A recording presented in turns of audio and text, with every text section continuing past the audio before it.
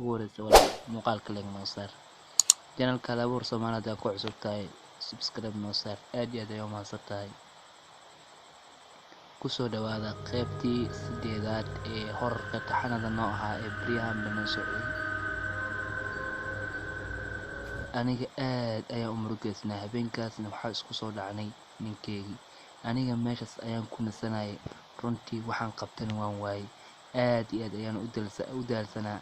kadib xoogaha markaa joogo ayaan waxaan damcay inaan aayarko iska tago laakiinse markaas moobilka ayuu iga soo wacay laakiinse aniga ma jeclaysan inaan ka qabto moobilka sababtoo ah wuu iga soo xanaajiyay anigana aad iyo aad ayaan wax xanaaqsanaa moobilka markaas wicitaanka zaid ayuu ugu soo celceliyay anigana waan xanaaqsanaa kama qabanin moobilka markaas kadib waxaan jeclaystay inaan iska tago xaafadda aado xoogaha markaa joogo shanqar ayaan maqlay runtii aad iyo aad ayaan u naxay waan orday zaid ayaan u cararay kadibna markaan cararay meesha waxaan ka arkay wax naxdin leh ciyaal iyo naag bursanayso ciyaalkana ay leeyihiin naga celi eedo naga celi kadibna aniga waxaan jeclaystay inaan ka celiyo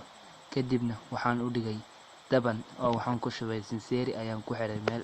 oo xere kadib meeshii zaid ay u jabisay runtii naagtan way qaylinaysa way oomaneed waxay leedahay ciyaalkan isii anina waxaan dhahay meesha naga soo carsiin waana ka carnay ciyaalkana waxaan dhahay zaid u ordo ayaana wax u dhigayay ka cararay meesha ayaan dhahay kadib gadaal ayaan waxaan u tuuray aalad cusub aan haystay ayaan gadaal ugu tuuray oo markiiba nin ayaa meesha ka abuurmay kadibna way xanaaqday ayada way soo kacday laakiinse nasiib wanaag ayada jacayl ayaa hayo markaas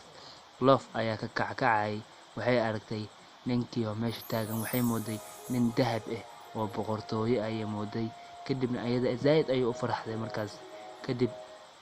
waxay jeclaystay inay ninkaas markaas ku dhagto oo saaxiib ila noqoto aniga meeshaas ayaan ku kala tagnay kadibna waxaan dhahay ciyaalka mar dambe meesha ha soo aadino naagtan waa naag hor oo duurkan degan kadibna meeshaas aniga waxaa jeclaysanay inaan iskaga sii tagno ciyaalkina meeshaas ayaan waxaan ku dhahay mar dambe ha u noqonina inaa meeshan dambe soo aadiin naagtina halkaas ayay loof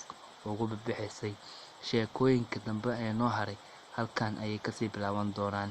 insha Allah asxaabta daa muuqaalka ku cusub tahay like share subscribe noo saar naagtina halkaas ayay ku dhamaatay ayada iyo jaceylkeedii sanadka ahaa fadlan muuqaalka daa dhamaystirtay like share comment subscribe